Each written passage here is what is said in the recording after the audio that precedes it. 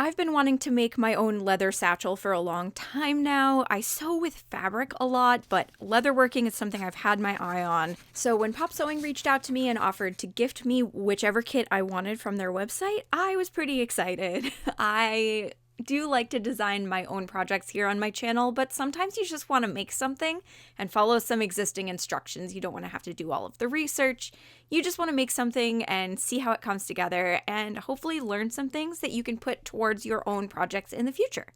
So the only tools that this kit did not come with that I would recommend you have for this are a lighter to melt the thread ends after you knot them to keep it nice and secure. And also probably a small pair of pliers, because sometimes it's tricky to pull the needle through when you are backstitching. Can get a little tight in there and my fingers were slipping. So pliers can be pretty helpful for this project. So even though I am relatively new to making projects with leather, I wanted to put my own spin on this project, and I thought that a really easy and fun way to do that would be to swap out the thread that came with the kit for something a little bit more colorful. The leather satchel that I'm making from this kit is this gorgeous dark green. It's vegetable tan leather. I love this color, and so I kind of put some of the thread options that I bought separately up next to it to see what I wanted. This rainbow one was my original vision. I ended up... My only complaint about this thread is that the purple ends up just looking like brown, but I decided to go with it anyway. But I was tempted by the neon option down below here. So let me know if you end up doing something different with yours. I'd love to see it. So all of their kits come with a video tutorial, but the QR code link was not working for me. It sounds like they're in the process of trying to find a better method for getting these links out to people. So hopefully they will do better in the future. They do have a contact email on that QR code, so I used that to reach out to them and they got me the link. I did find the video to be super clear. The audio is not in English, but the subtitles are, and it was really easy to see what the person was doing. But nobody wants to wait for somebody to email you back when you're excited to make a project, so I ended up opting to try and make this review video as comprehensive as possible in case you happen to be one of those people who's waiting to get the tutorial video. The first step is to take these two long skinny pieces, which are going to be the bottom of the front pocket, and put them together. The kit comes with a couple of these plastic clips that you can use to hold the leather pieces together while you're sewing. Then you need to measure out how much thread you're going to need for this particular spot. In this case, I went with 6 lengths of this particular section we're going to be sewing, and I went a little overboard just because I was nervous that I'd run out. This step you're going to need to repeat a lot, so you're going to get really good at it, but we have to thread a needle on either end of that piece of thread. So for the first one, we will just kind of shove that in there, and then you're going to stab that end of the thread and pull it through so that it actually kind of knots itself onto the needle and it's not going to slip out. And actually don't do it that close to the end because mine did slip out. Just a little more and you'll be good. So now we have 2 needles, 1 on each end of that length of thread. This project only ever uses one kind of stitch, so once you figure it out, it's a lot easier to do these steps. But we're going to start from the back, and when you pull through your needle, you want to make it so that it's right in the center of your thread. So see how I'm kind of evening it out here? That's what we want. We don't want to end up running out of thread on one side and not the other. Starting with the thread end that's in the back of this piece, we want to bring it up to the next hole, and we're only doing the middle holes here, not the ones on the edge. Now, once that one is up, we're going to take the other thread, the one that's coming out of the top, and shove it back down the same hole. So you basically have thread coming from both ends into the same hole and switching places with each other. Then that same step just repeats. So take the thread that's coming out at the bottom, put it up through the next new hole, and then take the thread that's coming up from the top and put it down through the next new hole. So they are switching places, and you end up with a stitch on either side. It should look the same whether you're on the bottom or the top. This step was a quick one, but don't worry, I'm going to show you how to do that again in a place where it's a little easier to see. But now we have to secure those threads. So I'm going to do what they call back stitching, which is going back over the stitch we just did to secure it a little bit better. And you also want to make it so that you have both threads coming out the bottom of this leather piece, the back side, which is where we're going to actually knot this piece. Make sure that you're giving a good tug on all these stitches so they're not loose back here, and we're going to do a double knot just to keep it really secure. And then you can use the thread snips that came with the kit to trim pretty close down to the knot. Then the step that makes me super nervous, which is use a lighter to melt those thread ends down and then smash it with the side of the lighter so that it kind of is glued down to itself as it is hardening. I don't like using fire, but yeah, just be really, really careful during this step and get help if you need it. Now grab the front panel of your bag and we're going to measure out, I think, 5 lengths of thread for this little smaller U in the middle, which is going to be where we're going to attach the piece we just worked on. And it's eventually going to be the front pocket. Thread and attach a needle to either end of the big long piece of thread we just made, same way that we did earlier. And then you're going to put the new piece one hole down. So you see how there's one hole at the top of this before the other piece gets attached? That's on purpose. Pay attention to that because it won't line up properly if you don't do that. Also take the time to make sure that you pull the thread through so that it's about halfway between the 2 needles. That way you don't run out on one end. And then you can start stitching from one end of that middle U to the other. Now, the only part that is different about this piece is that we have a corner. So it is the same stitch as before, but one hole at a time, you want to make sure that you're lining everything up. So if you're coming up from the back, poke that needle through and make sure that you're lining up the next hole on the top piece as you do that. So that way there aren't any holes and it's gonna bend and it'll line up perfectly. It's also extra important here that you give those thread ends both a tug every time you finish one of your stitches because they do pop up a little more when you have the leather kind of working against you and bending in 2 different directions. But yeah, keep the stitches nice and tight so that it doesn't come apart. When you eventually get around to the other end of the U, you are going to have that extra hole at the top, and that's okay. Just ignore the fact that the other piece is ending and continue your stitches all the way up to the top. Now we're going to secure this piece the same way that we did earlier. You're going to just kind of re-stitch over the last couple stitches here, back stitching. It does get a little trickier to do that because you already have some thread in these stitching holes, but you can use a set of pliers if you're having trouble pulling that needle through. Make it so both of your thread ends are sticking out the back side of this piece. Do a double knot. Trim down the little bits of thread closer to the knot and then burn that little guy so that he stays in place. And this is what you should have after that step.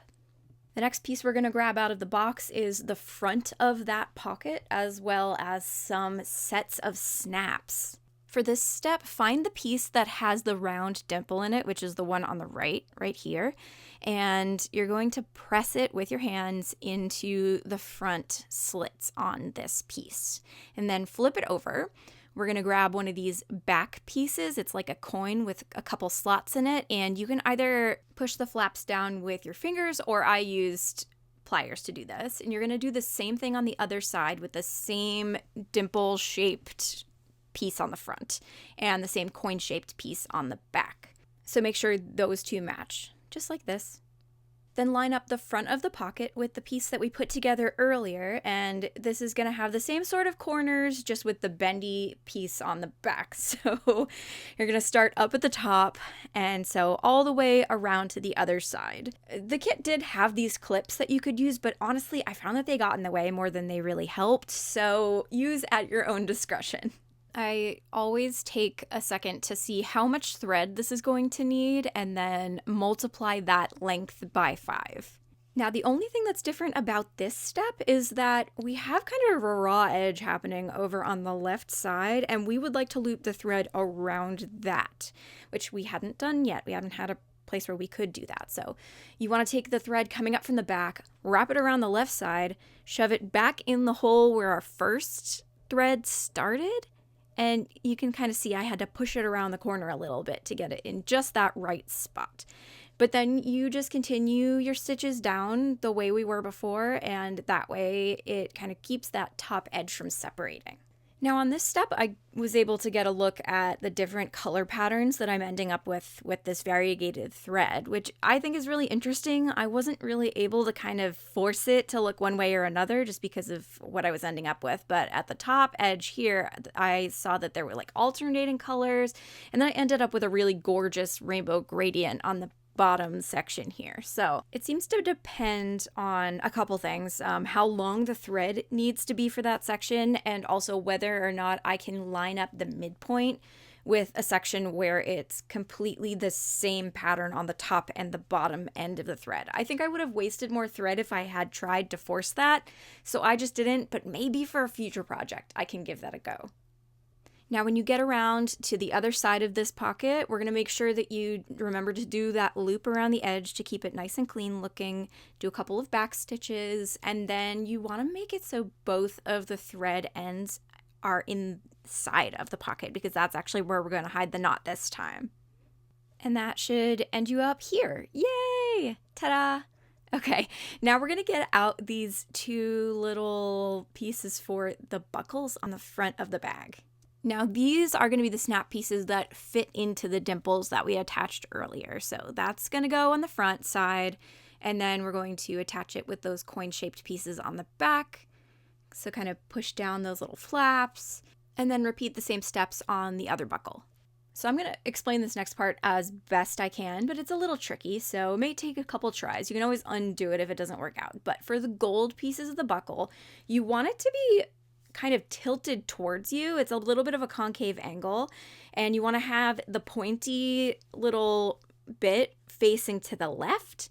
So when you shove your leather piece into the right side and then put the pokey bit through the hole in the middle, you can then shove your leather bit, the part of the leather that doesn't have the snap, back through onto the left side. And then it should look something like this, so that now you can flip that little bit in the middle down to point at the snap, and it should sit on that part to the left.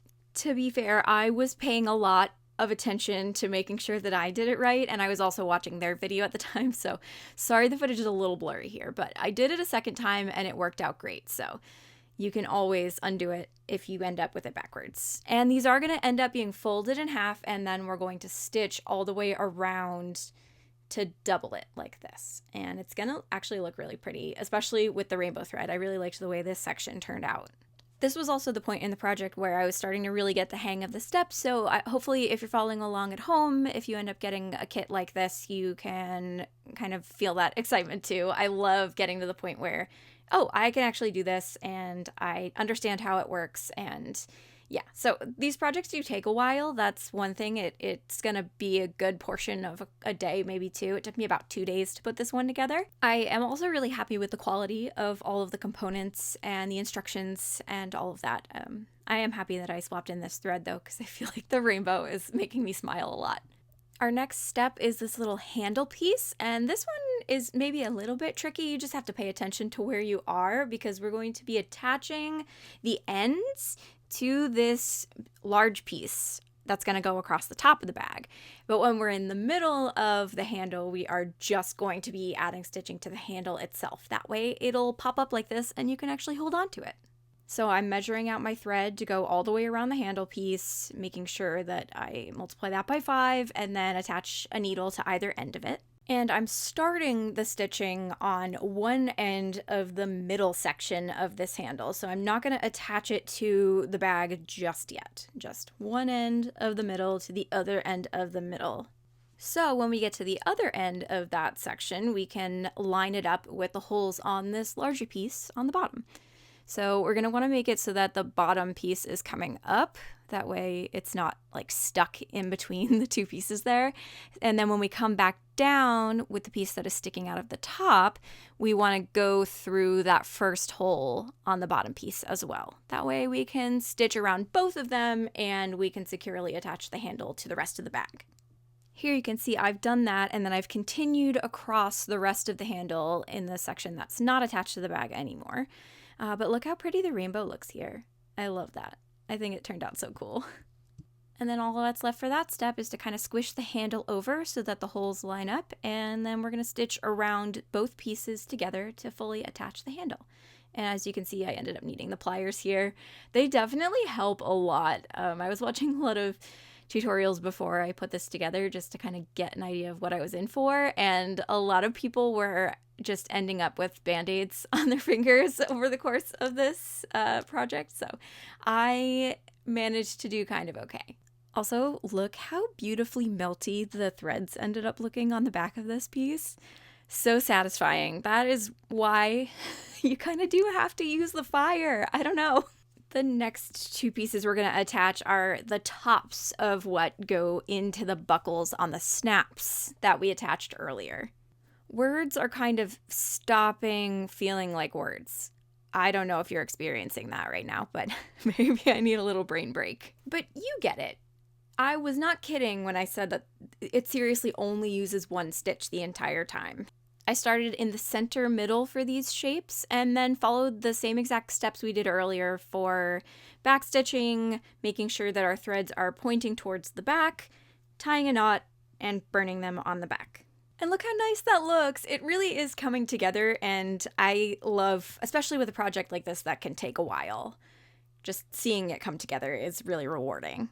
The kit comes with these brass rivets that are actually attached with a flathead screwdriver, which I really like because if you put it in the wrong spot or you flip it upside down and you want to undo it, they're really easy to remove and change out.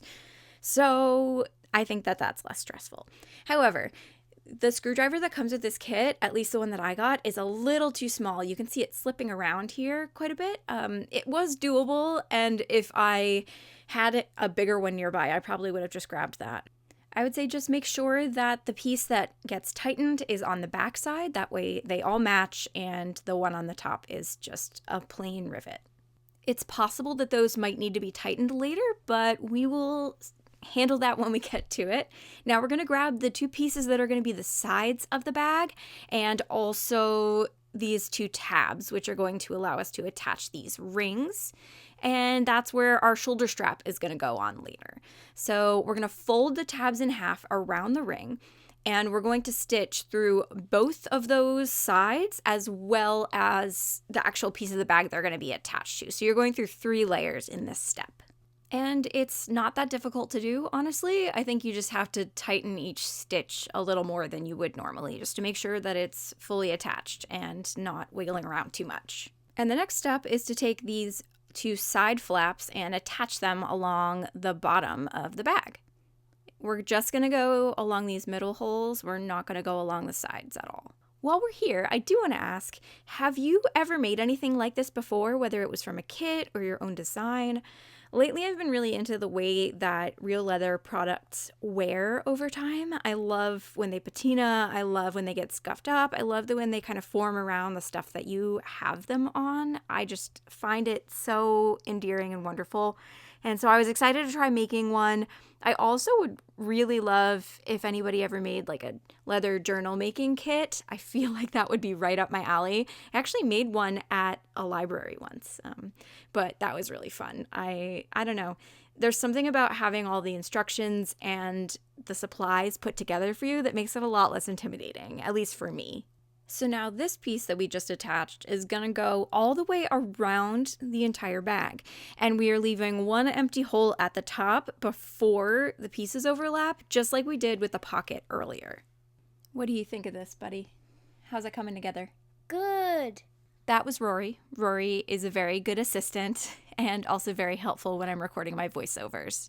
Now, just like we did with the pocket, we are going to curve the piece around the corners, and the place where we stitched earlier is going to be right in the center of the bottom of the bag.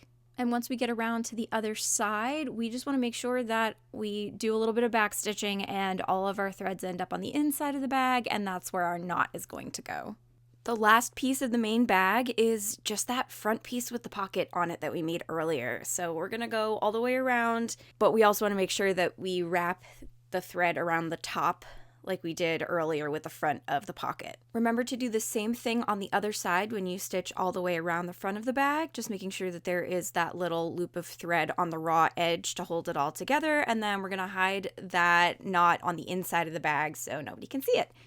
Okay, so now all we have to do is make the strap, and to be honest, I almost ended up using a rainbow strap on this, but I did want to actually make the kit. So it comes in two pieces. There's a longer piece of the strap, and then there is a shorter piece of the strap. We're gonna grab the shorter piece first.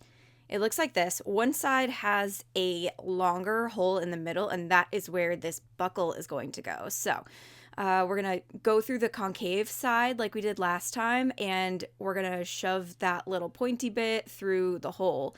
Then you fold the strap like this, and you're going to add those rivets that we used before with the screwdriver to keep that in place. Then we just have to grab the larger strap and attach it to that buckle, and you can kind of decide how long you want the strap to be. There are a few different options for holes here. You can also poke your own holes in the leather strap if you need it to be tighter or looser. And then down at the bottom of this fully assembled strap, we have the same situation where you fold the bottoms in half, and then it makes this spot for the rivets and these loops. And this is actually how we attach it to the bag. And this is another reason why having the rivets be removable by screwdriver is really helpful, because if I ever did want to swap out for a different strap, I could do that by removing these. I don't have a permanent rivet attachment happening. And then all that's left to do is attach these little magnetic buckle sections. So first you have to actually buckle them, but once you do that, you don't have to worry about that again because there are magnetic snaps on here. So it's much faster and easier to get the bag open and shut than if you actually had to buckle them every time. And this is how my finished bag turned out. I'm so glad that I went for the rainbow thread. I was a little bit nervous kind of messing with the original materials, but it turned out so cute. It was not difficult to put together. You just kind of have to give yourself some time because it can take a while, and I loved it. I do want to mention that my brain was playing tricks on me when I chose this bag from the PopSewing website. I was expecting it to be a little bit bigger, but the dimensions and the measurements that they list on their website are correct, so don't worry about that. Just maybe get out a ruler and make sure that you know exactly what size bag you're getting. That was my iPhone 11 in there just for comparison's sake.